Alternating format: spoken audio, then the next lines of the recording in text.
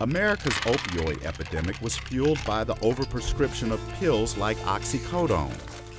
Nowhere else in the world do they use opioids the way we do in America.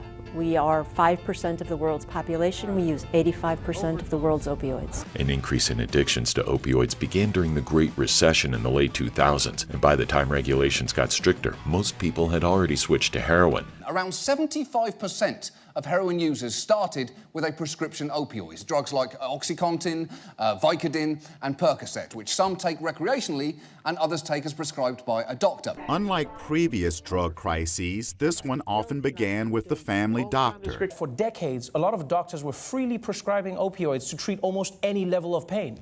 Doctors would just give out pills for everything: back pain, toothaches, FOMO, whatever. And once people were addicted, they were desperate to get their pills, and the pharmaceutical industry was more than happy to keep selling them. Since 1999, 183,000 overdose deaths were attributed to prescription opioids. The rate has nearly quadrupled, fueled by the emergence of more powerful synthetic opioids made in labs. Estimates suggest nearly 2.5 million Americans are addicted to opioids, including extremely potent synthetics like fentanyl, made in China for the American black market.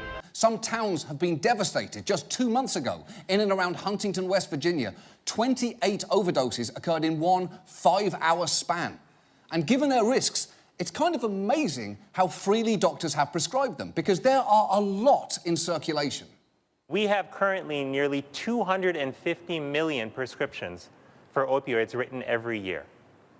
That's enough for every adult in America to have a bottle of pills and then some. There was a lot of people that were prescribed opioids for surgeries, for kidney stones, for broken bones, but this came with an unintended consequence, because you had all of these people who were now addicted to prescription opioids. So there's become a culture change towards making sure that we're not prescribing too many opioids. For example, West Virginia has one of the highest overdose rates in the country, and this might help explain why. This is Kermit, West Virginia. Population just under 400.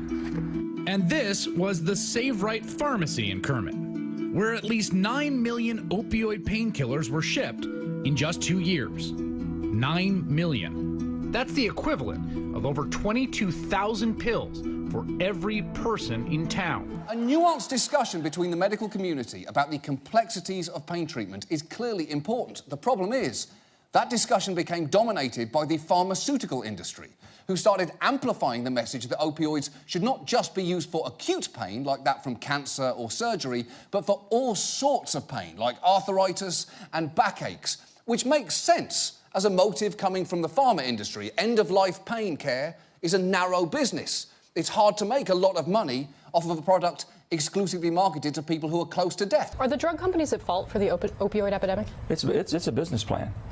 It's a business plan. They can say what they want to. You can't send 9 million pills to Kermit, West Virginia with 392 people and tell me you didn't have a business plan. I'm sure you guys have talked about Tom Marino, the former nominee to be drug czar, who was then withdrawn, but he helped pass legislation to protect these same drug companies from any sort of accountability, responsibility for the opioid epidemic that they helped to cause. We wanted to find out just how much the pharmaceutical industry spends lobbying members of Congress. Drug makers and their advocacy groups spent close to $250 million last year. That surges to nearly $2.5 billion over the past decade. The industry consistently ranks at the top when it comes to money spent on lobbying. Gun rights lobbying last year totaled about $10.5 million. That is just about 4% of what the pharmaceutical industry spent. The drug companies make a tremendous amount of money, so they do not want you doing anything about this. They do not want you regulating. So all of a sudden, now when it's opioids, no enforcement, no actual resources to actually fight the epidemic. But when it comes to controlled substances, here's the best advice I can give you. You need to trust your dealer. And these are not the names of drug dealers that I trust.